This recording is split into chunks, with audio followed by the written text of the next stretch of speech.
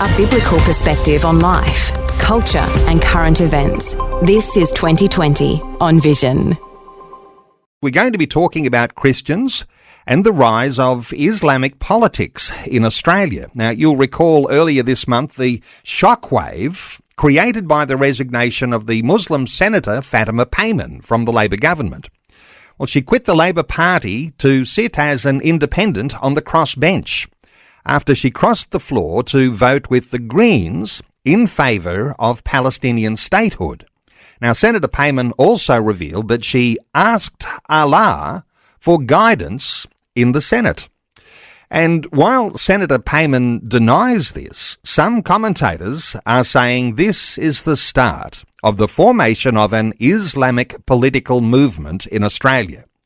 There's speculation as to what it might mean if Islamic politicians are elected and hold the balance of power in a future government. Well, our special guest today is an Australian Christian expert on Islam, Dr. Bernie Power from Melbourne School of Theology. Dr. Bernie Power has lived and worked in several Muslim countries over many years. He speaks and reads Arabic. He teaches the Quran, the Hadith, and Muslim thought at the Melbourne School of Theology. He's written numerous books on the Muslim-Christian interface, and he is our guest through this coming hour. Dr. Bernie Power, a special welcome back to 2020. Hi, great to be with you, and greetings to all the listeners. Bernie, let's get into our conversation, perhaps with a bit of an update as to things, how they are developing in the Middle East, the Israeli Hamas-Palestinian situation. The war that's going on seems to have been enlarging with a attack just these past few days. Houthis, who launched an attack against Israel on the weekend, they flew a drone into the Israeli capital, Tel Aviv. Israel responded, bombing a port in Yemen. Yemen's another one of those nations, one of your old stamping grounds, isn't it? That's right, yeah. No, I've been to Hodeidah many times. In fact, we used to camp on the beach there, not too far away from where the oil refineries were, or the oil storage places were. So we know that quite well. And it was not a half-hearted response, was it, that came from Israel? It was really a wholehearted statement to the Yemeni people that this behaviour of sending a drone to bomb Tel Aviv was not acceptable. Yes, and it also shows an increase in the capabilities, the military capabilities of the Houthis, in that they were able to get a drone that far. The drones that they sent typically didn't have a range that far, so they'd adapted it so it could travel an extra 500 kilometres and then somehow get through the Israeli Iron Dome defence systems and into Tel Aviv with enough kick to cause some damage, and one person was killed during that.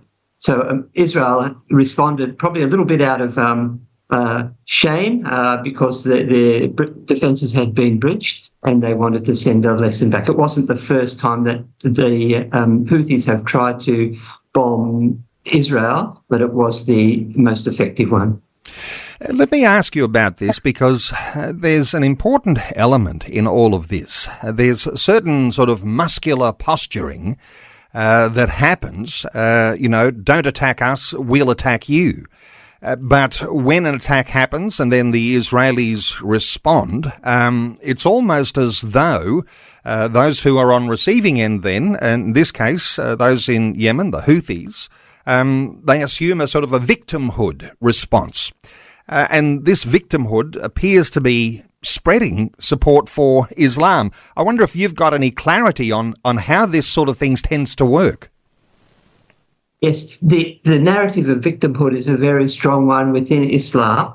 There's a sense in which Muslim, in fact, I'm giving a chat at the Melbourne Club later today on this issue, talking about Islam has this sense of being superior in many ways to other cultures, other religions, and so any time that they are put down or suffer loss, that makes them the victims, because they are meant to be the victors.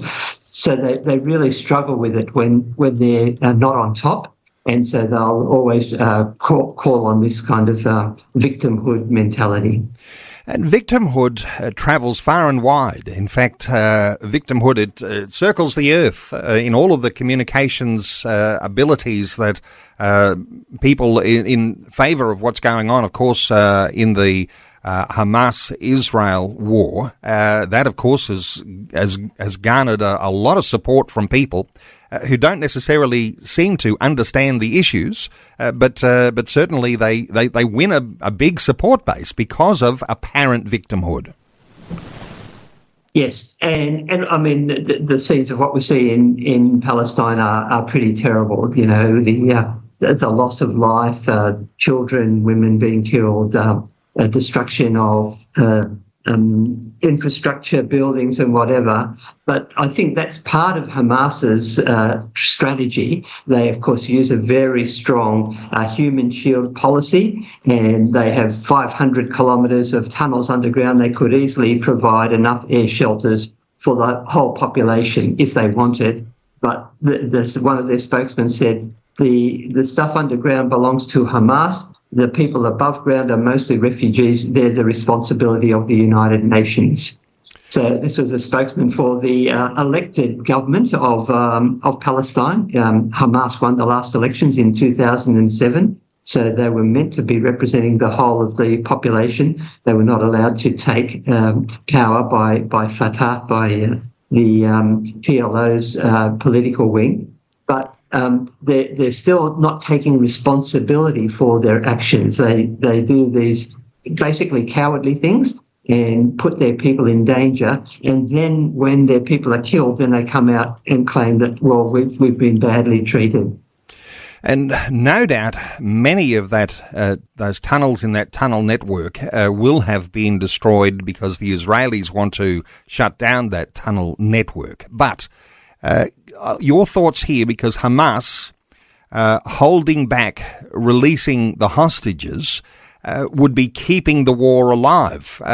The focus often in the mainstream media is that Israel's keeping the war alive. Of course, doesn't appear to be the case when you think of the way this victimhood works, because releasing the hostages could end the war, but there's no release of those remaining hostages, and the war continues to go on.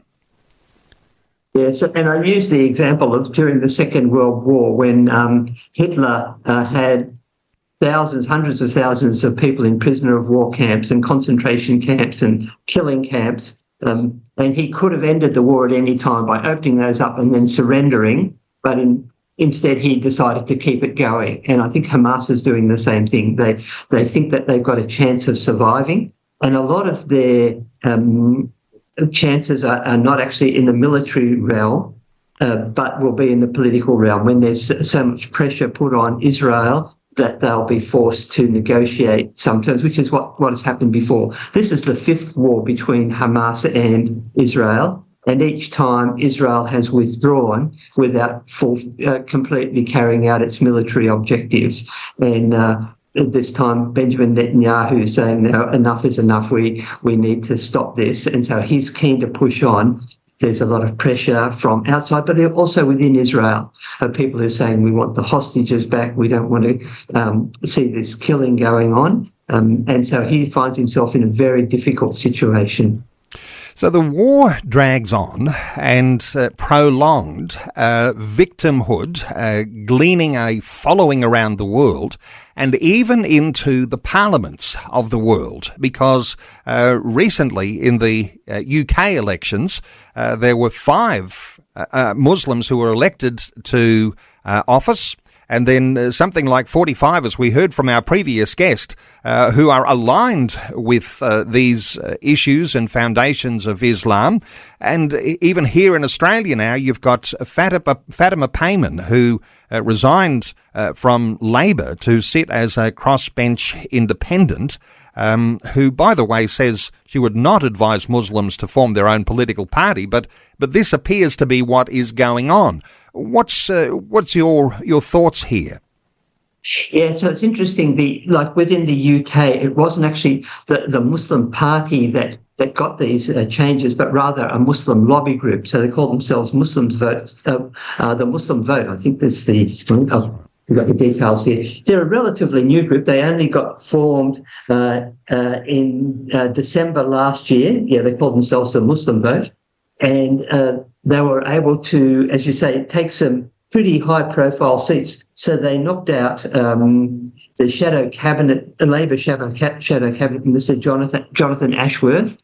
He lost his seat to one of the people that this group had advocated for. The longest-serving Muslim member of parliament, and the first Muslim member of parliament in the UK, a guy called Khalid Mohammed, who's held the seat there for over 20 years, he was knocked out by one of these candidates.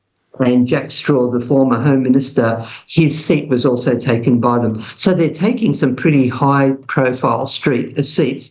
And they also got Jeremy Corbyn, the former Labor leader, who's now been expelled from the Labor Party, by lobbying to get him back into Parliament.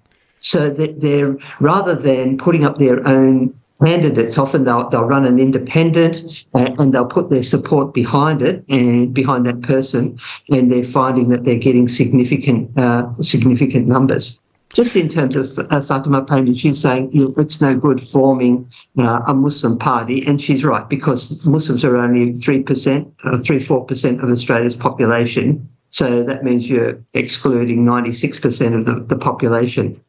I think she may do something like form a group like some of the others that have formed groups based around personalities. Had Bob Santamaria with the DLP, Fred Nile, Don Chipp with the Australian Democrats, of course Jackie Lambie, and others that have formed parties around themselves, which have had a broader base than just their one particular thing. And she may be considering something like that.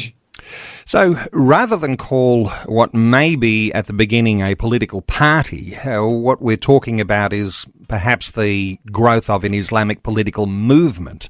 As you say, some financial backers can back a group of independents, a little bit like the Teals perhaps, and all of a sudden you've got a movement that's formed and everyone votes along the same lines, but they're not technically connected because they're not in a party.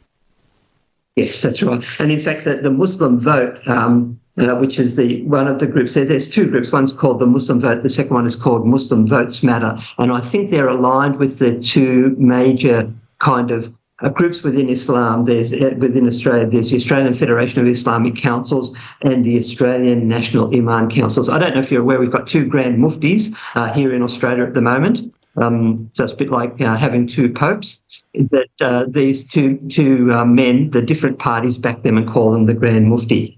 And these groups, the Muslim Vote says on their website, we have substantial funding to drive our impactful campaigns, our audience of more than 20,000 monthly visitors, 2,000 dedicated followers. So they're setting themselves up as a movement, and they're saying we're going to target the Labor seats where we have significant Muslim majorities. So that's their approach. A little aside here, two Grand Muftis in Australia. Is that because there's division within Islam, the Shias and the Sunnis? Is one of those Grand Muftis a Shia, one of those a Sunni? No, they're both Sunni, and it's to do with there's a sort of historical reason for it, that they initially, you may remember the first Grand Mufti of Australia, Sheikh Tajuddin al-Halali, the man famous for calling women cat's meat. He was elected by the Australian Federation of Islamic Councils, and then as he became unpopular, they found no way to unseat him, so they formed a second organisation called the Australian National Imams Council. And these two groups have been at odds with each other ever since then. So it's been going on, and just recently the second group decided that they would run their own Grand Mufti. So they anointed him, and so we have two men claiming that title at the moment. Bernie, come back to Fatima Payman for a few moments here, because Fatima Payman has quit the Labor Party. She's on the crossbench as an independent. She's saying, no, it's not a good idea to have a political party in Australia. But some other news that's just come out to hand, of course, is that her husband has resigned from his policy advisor role in a senior WA Labor Minister's office. So he's also moved out of that, and there might be some movements away from the Labor Party. Is that a concern? What are your thoughts here for the Labor Party? Because they might have they might have the tiger by the tail here. Mm-hmm, yeah, it's interesting. Yeah, Jacob Stokes, she got married to him early this year. I'm assuming that he's a Muslim, because he says she needs to work her way up and recruit more Muslims into the party and into government. That's how we get representation. So he's got a very clear agenda of wanting to have more Muslims in Parliament. This was before she had left the Labor Party. So he, I hadn't picked up that he's now left the Labor Party. He was an advisor to the Minister to the Cabinet, the Department of the Premier and the Cabinet of Western Australia. So he was up there. But now I think that they will start moving and maybe mobilising towards getting people to support another party, which I don't think they'll take the formal name of a Muslim party, but it could be, something like One Nation was basically formed on the same basis around Pauline Hanson, the Jackie Lambie Network. Bob Brown with the Greens did the same kind of thing. So she may try to form a West Australian party, based on, justice and peace, and try to pick up followers on the basis of that. So that'll be interesting to do that. And then it may become a national kind of thing. So there'd be that, and they would brand it as a party which is open for all people, as the other ones have done. They wouldn't be overtly Islamic. They would certainly pick up on the issues that were important for Muslims. In fact, Senator Payment is quoted as saying that if she were setting up a party, which she denies that she's doing, she hasn't ruled out, though. She says, I would not set up a Muslim-only party. I see the bigger picture of my constituency in Western Australia and know that I represent people from all walks of life. I mean, that sounds like a strategy, doesn't it? That if there was going to be a growing movement, we wouldn't make it all about heavy Sharia law Islamism. It would be just trying to bring people, attract people to Islam. Would that be a strategy? Yes, yeah, I would think that would be the way to go. And yeah, you can pick up kind of disaffected people, a bit like the Teals did, pick up disaffected people who are not happy with the two-party system and say we need an alternative voice, and gather a range of policies to build around them. That'll be very interesting because she's quite a conservative Muslim. The head of the president of students at the University of Western Australia when she was a student there studying pharmacy, and she would hold a lot of kind of conservative, at least moral views, I would expect. But in terms of the political and the broader ones, it could be things like standing up for the underdog, for workers' rights, because she was a union organiser for some years with one of the unions. Just lost which one it was. The United Workers' Union. So she was a president of Young Labor. So she's got a lot of experience for a young person to be able to do that. And I think she'll be able to pick the hot button issues and use those as kind of gathering ground for people who are disaffected with the major parties. What can Christians do about a rise of Islam? And we might even say, should Christians do anything? But what were your thoughts for Anne? I know you weren't able to answer her at the time, but we've got you back now. What were your thoughts for Anne? Yeah, so maybe starting with the broader circles and moving in, becoming more specific, something that we can all do is to pray. We're told to pray for our leaders, for our government, and that's something that's available to every person. Each one of us can do that, pray that God would bring into our leadership, our House of Parliament, women and men who are godly people and are seeking after him. The next level down would be to maybe educate and talk with people about these things. So it can be very chatting with your neighbour or your or if the opportunity comes, then speak about it in public meetings and let the needs be named, because a lot of people are a bit surprised when they hear these things and they've never really thought about the implications.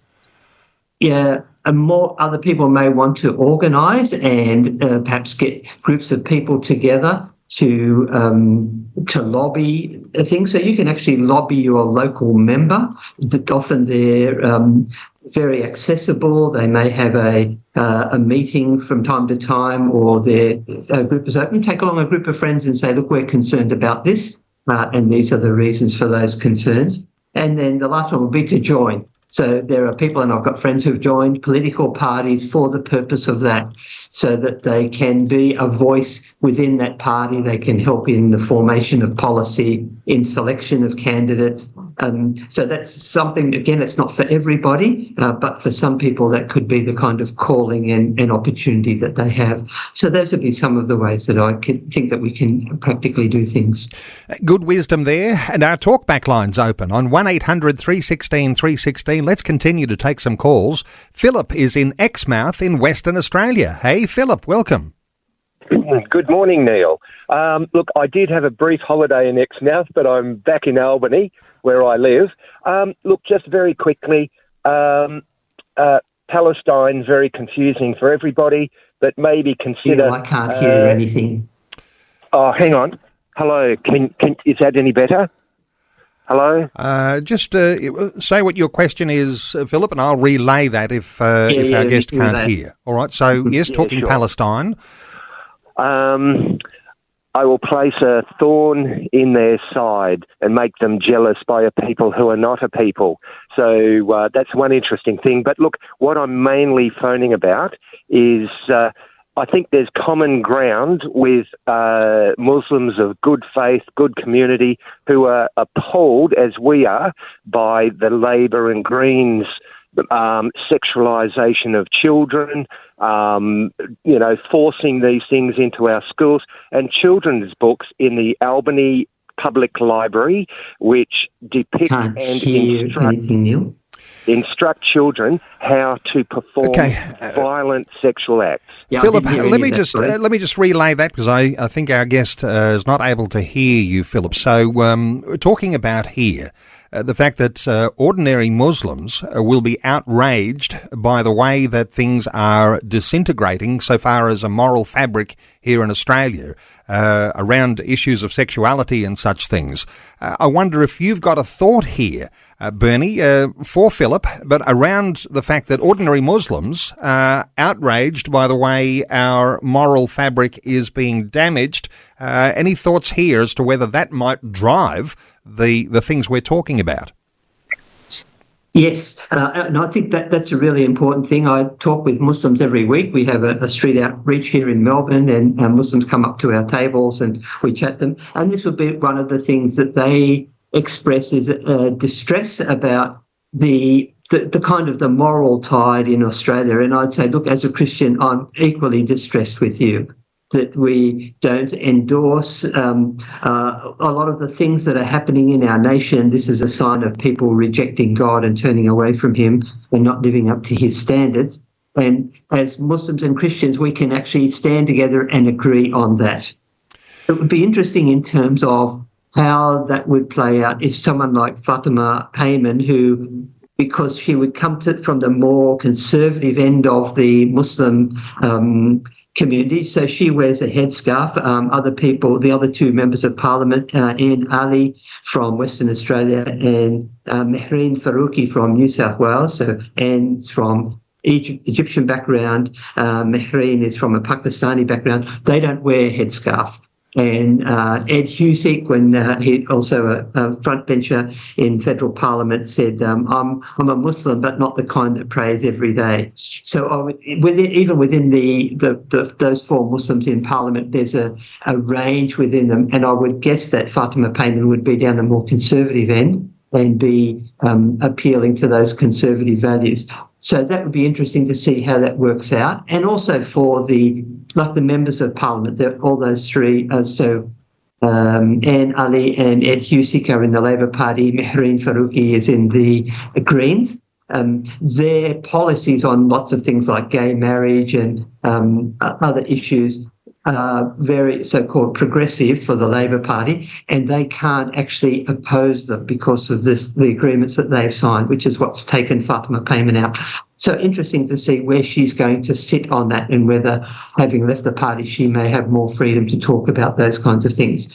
But I think it's really important just to say with Muslims, look, this is something that we agree on. There's lots of things that we don't agree on. We do agree that the tide in Australia is often moving in the wrong direction when it comes to these issues of moral concern.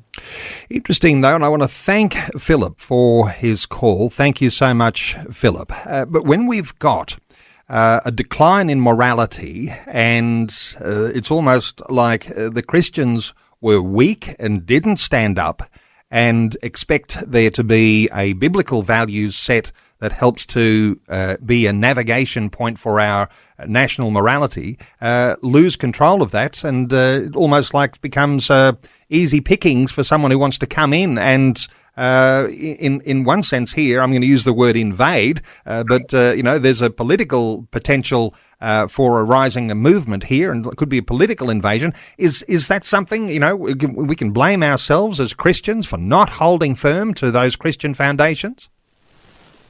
Yes, I think that's true. And, I listen to people decrying, things like the growth of pornography and its availability on, phones and, children accessing porn. And I think back to, the Festival of Light back in the 1970s when, people like Mary Whitehouse, Fred and I were saying, this is dangerous, we need to stop this.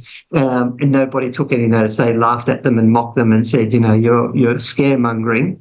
And now we find ourselves in a place where just terrible things are happening because of the spread of this kind of stuff. And Islam will take a stronger stance. They will do that where it kind of is appropriate or where it suits them. They weren't on the gay marriage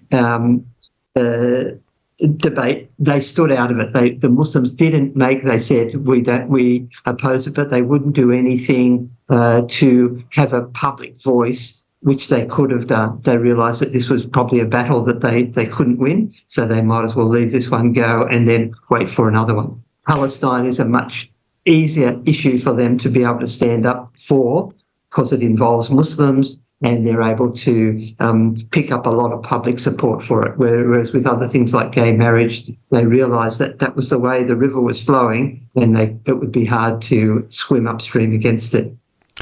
Okay, let's take another call. Sue is in Kingston in Tasmania. Let's hope we can hear Sue. Hey, Sue. Hello, Neil, and hello, Dr. Burney. This is a wonderful conversation. I'm wanting to raise a couple of points that are in the Quran. I've got the... I can't hear again. I'll relay that because there's some sort of issue here. But Sue, yes, let's. I'll try and relay these things. Dr. Burney mentioned Bob Brown and the Greens earlier, and Bob Brown created the Greens here in Tasmania in 1992 as a party to protect the environment, but he also used it as a platform to advance the gay and lesbian mandate. And so now here in Tasmania we have one of the highest rates of homosexuality and protection of that aspect of life. And I see that Fatima Payman seems to be doing a very similar thing, coming in as a soft Islamic individual from this political side where Muslims have a mandate to make Islam the superior religion in the world. So why? Because in Surah 28:49 it says, bring a book from Allah that is a better guide than these two, the Torah and the Quran, that I may follow it if you are truthful. That's from Muhammad. Why we are not advancing the New Testament and challenging Muslims on our Christian faith in terms of following Jesus, because Jesus is one of their prophets. Okay, I'm not going to be able to easily relay this to our guest, but the illustration talking an alignment. Bob Brown came in with an environmental platform and unleashed Greens' issues around sexuality. We've got Senator Payman here, coming in with a soft Islamic political appeal, but that's short of a Muslim mandate to make Islam the main game.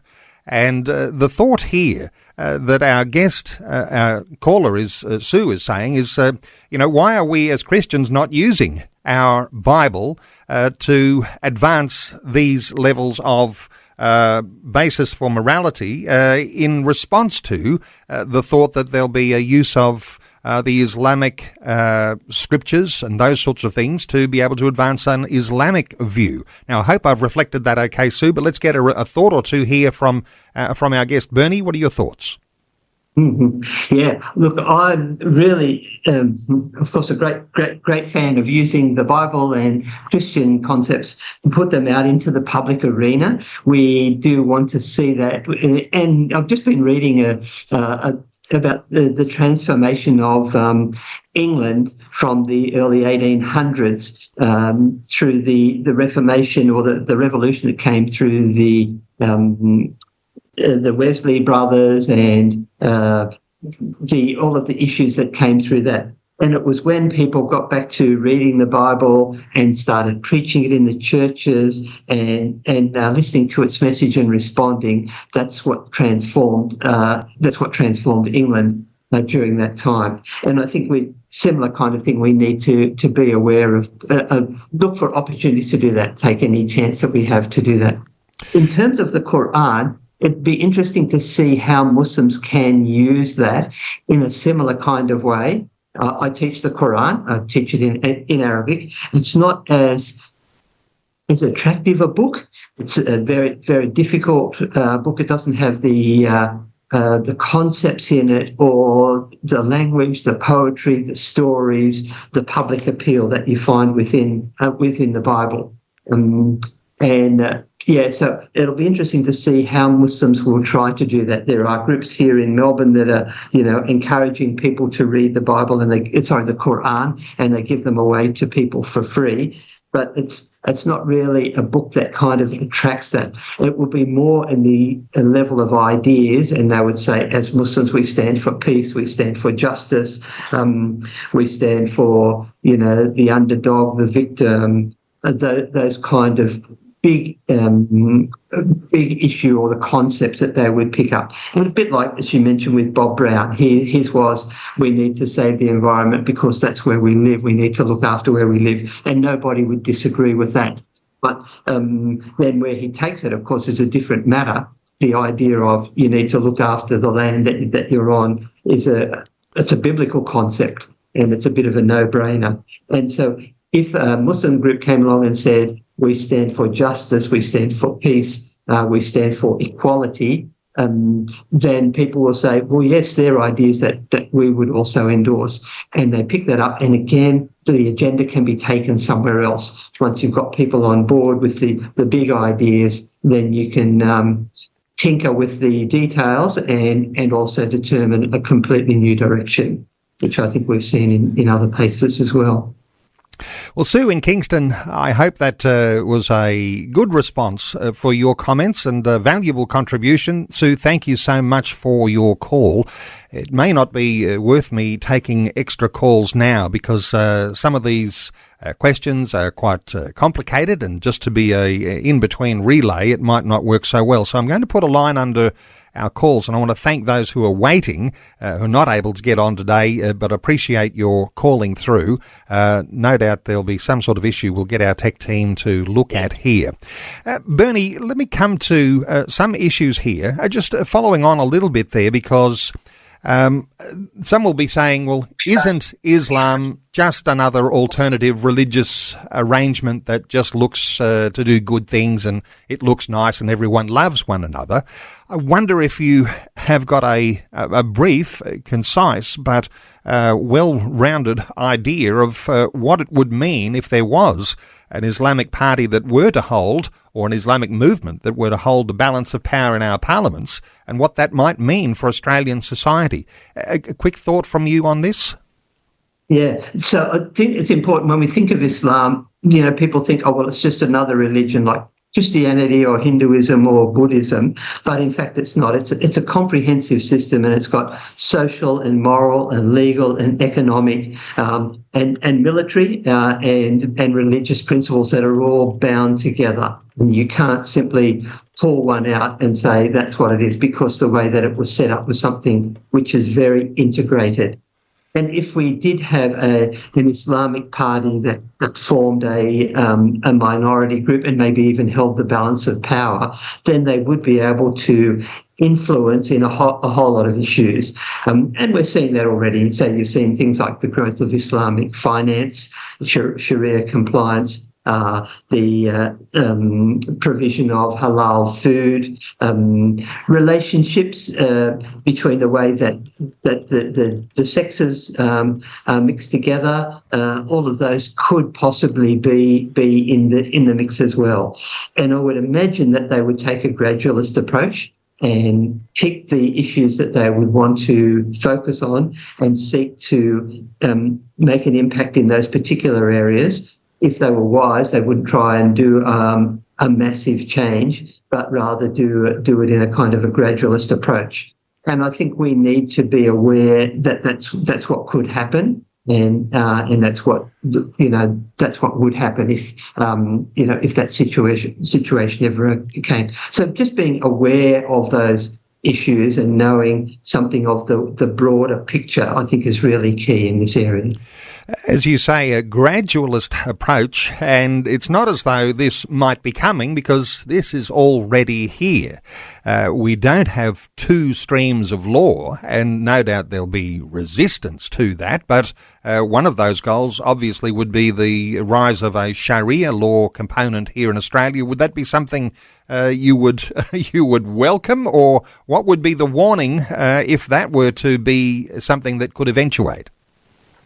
So it's interesting, there's been a couple of attempts to do this. Back in 2011, the Australian Federation of Islamic Councils went to the Australian government. At that time, Julia Gillard was the Prime Minister, and they said, we, as Muslims, we are a minority within the country, and we recognise that. But we do have a community, and we would like to see, in the name of multiculturalism, permission given for us to include some of our principles of Sharia law into the Australian legal system. And they said, we don't want, all the horrible things like cutting off of hands and beheadings and that kind of stuff. But we would like, in the areas of marriage and divorce and inheritance, to be able to apply Islamic law to our community. It wouldn't apply to everybody else. We would have special kind of courts that would allow that to do that. And they said Aboriginal people already have this kind of rule in which they're allowed to use some aspects of traditional tribal law in some of the sentencing that they have. We already have some elements of Islam in our food system, so halal food is available. Go down to Coles or Woolies and you can buy halal food. There's Islamic financing, which the banks are picking up on. So we want to extend that to these new areas. The Australian government said no. In Australia, we have only one law, that's Australian law, where if you come to live in Australia, you accept that you're going to live under that law. In Canada, they did the same kind of thing. They went to the government with the same proposal, and the backlash came actually from Muslim women. And the Muslim Women's Association said, we don't want Sharia law because Sharia law discriminates against women. It says a man is able to divorce his wife. A woman cannot easily apply for a divorce from her husband. for child custody under Islamic law, the husband will, by default, get custody of the children and the wife will be left without them. For the inheritance law, under Islamic law, the Quran says a man should receive twice the inheritance of a woman. So if they're siblings, then the male should receive twice as much as the female. In fact, this was challenged in a court in Canberra a couple of years ago. A father gave his sons twice as much as he gave the daughter. She challenged that in an Australian court, and the family were forced to give her an equal amount as her brothers had received. So we'll see some backlash. There will continue to be attempts to implement elements of it, and this kind of step-by-step gradualist approach will continue to happen. And I think we need to keep our eyes and ears open for those. That gradualism is already happening, and you've got a weakened Christian church and you've got a strengthening Islam. And just to remind us, Bernie Power and Great Wisdom preach the gospel, teach the Bible, and in response to the what can we do, pray, educate people, organise to lobby your local members, join political parties to be a voice. And Great Wisdom today, and Bernie Power, I want to thank you for taking some time to check in and just share your thoughts with listeners today. And listeners might want to connect with you, and I'll encourage listeners to do that through the mst.edu.au website. That's the Melbourne School of Theology website, where you'll be able to connect with Bernie Power, and also at Bernie Power's personal website, berniepower.com. Now, I mentioned Bernie has written numerous books, and this list might be outdated now, but books like Understanding Jesus and Muhammad, or Engaging Islamic Traditions, Challenging Islamic Traditions. Bernie, if I missed, is there a new book somewhere in the mix? Yeah, so I wrote one last year called The Storytellers, and in it tells the story of a young couple who go to live in Yemen, and they relate with the culture there, and particularly how they tell stories to share the gospel. And of course, that's what my wife and I did. We headed off in the 1980s, not to Yemen, but to Pakistan, and we ended up in Yemen a couple of decades later. So you have a fascinating story, and we didn't get to share as much of it today, but keep an eye out for that new one called The Storytellers. Our guest is Dr. Bernie Power. Bernie, thanks so much for taking some time to share your thoughts and your heart with listeners today on 2020. Thanks so much, Neil, and God bless all the listeners. Thanks for taking time to listen to this audio on demand from Vision Christian Media. To find out more about us, go to vision.org.au.